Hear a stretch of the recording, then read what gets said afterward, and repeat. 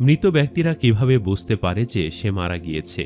একজন মৃত ব্যক্তি কিন্তু প্রথমে বুঝতে পারে না যে সে মারা গিয়েছে। মৃত ব্যক্তির মৃত্যুর পর সর্বপ্রথম যে আওয়াজটি শুনতে পায় তা হচ্ছে ইন্না লিল্লাহি ওয়া ইন্না ইলাইহি রাজিউন। শুরুতে মৃত ব্যক্তি বুঝতে পারে না যে সে মারা গিয়েছে। সে মনে করে যে সে হয়তো স্বপ্ন দেখছে।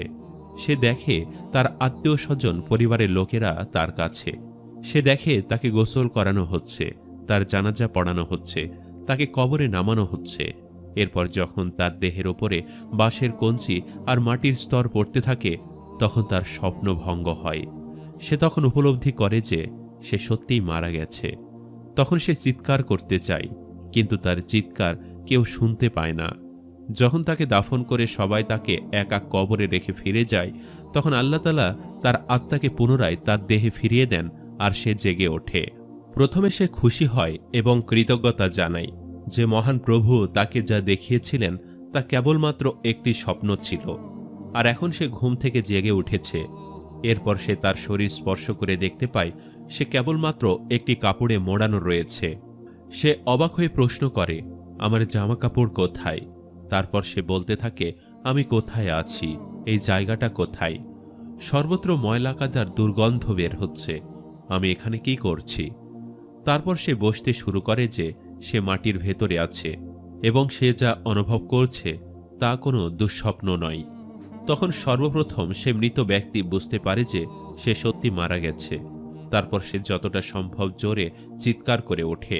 তার আত্মীয় স্বজনদের ডাকতে থাকে, পরিবারের লোকদেরকে ডাকে, কিন্তু কেউই তাকে বাঁচাতে আসে না। অতঃপর সে ব্যক্তি আল্লাহকে ডাকে। সে বুঝতে পারে এই মুহূর্তে আল্লাহ রাব্বুল আলামিন তার একমাত্র ভরসা এবং আল্লাহর কাছে কান্নাকাটি শুরু করে, ক্ষমা প্রার্থনা শুরু করে। সে বলতে থাকে, হে আল্লাহ, আমাকে ক্ষমা করো। হে আল্লাহ, আমাকে ক্ষমা করো। যদি সে একজন নেককার বান্দা হয়, তাহলে তখন তার কাছে হাস্যোজ্জ্বল মুখে দুজন ফেরেশতা আসে। তারা তাকে সান্ত্বনা দিতে থাকে। আর যদি সে খারাপ মানুষ হয়, তাহলে ভয়ঙ্কর চেহারা দুইজন ফেরেশতা এসে তার ভয় আরও বাড়িয়ে দিবে। তারা তাকে ভয়াবহ নির্যাতন করবে। তার উপর কবরের আযাব শুরু হয়ে যাবে। কবরের আযাব সম্পর্কে হাদিস থেকে জানা যায়, কাফের, মুনাফিক ও পাপিষ্ঠ ব্যক্তিদের যখন কবরে জিজ্ঞাসা করা হবে, ওই ব্যক্তির ব্যাপারে তুমি কি জানো?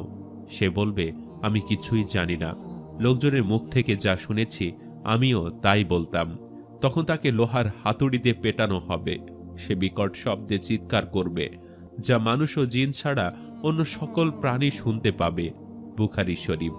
প্রিয় দর্শক, আল্লাহ রাসূল সাল্লাল্লাহু আলাইহি ওয়াসাল্লাম ইরশাদ করেন, যদি আমি এই আশঙ্কা না করতাম যে তোমরা মৃত ব্যক্তিকে দাফন করায় ছেড়ে দিবে, তাহলে আমি আল্লাহ তাআলার কাছে দোয়া করতাম যাতে কবরের আযাব যা আমি শুনতে পাই ও দেখতে পাই তা যেন আল্লাহ তাআলা তোমাদেরকেও শুনিয়ে দেন। প্রত্যেকটি মানুষই যেন কবরের সেই আওয়াজ শুনতে পায়। সহিহ মুসলিম। আল্লাহ রাসূল সর্বদা দোয়া করতেন, হে আল্লাহ, আমি তোমার কাছে কবরের আযাব থেকে আশ্রয় চাই। প্রিয় দর্শক, একবার ভেবে দেখুন, আল্লাহ তাআলা যার অতীত ও ভবিষ্যতের সকল গুনাহ মাফ করে দিয়েছেন, তিনি যদি এইভাবে কবরের আযাব থেকে আশ্রয় চেয়ে থাকেন, তাহলে আমরা তো গুনাহের সাগরে হাবুডুবু খাচ্ছি। আল্লাহ তাআলার কাছে দোয়া করি, আল্লাহ তাআলা যেন আমাদের সকলের, মা, বাবা, স্ত্রী, সন্তান এবং আমাদের পরিবারের সমস্ত লোকদের গুনাহ মাফ করে দেন। সম্মানিত দর্শক, ভিডিওটি আপনাদের কাছে কেমন লেগেছে তা আমাদের কমেন্ট করে অবশ্যই জানাবেন। আর সবাই আমাদের সাথেই থাকবেন। আজ তাহলে এই পর্যন্তই। আপনারা ভালো থাকবেন, সুস্থ থাকবেন। আল্লাহ হাফেজ।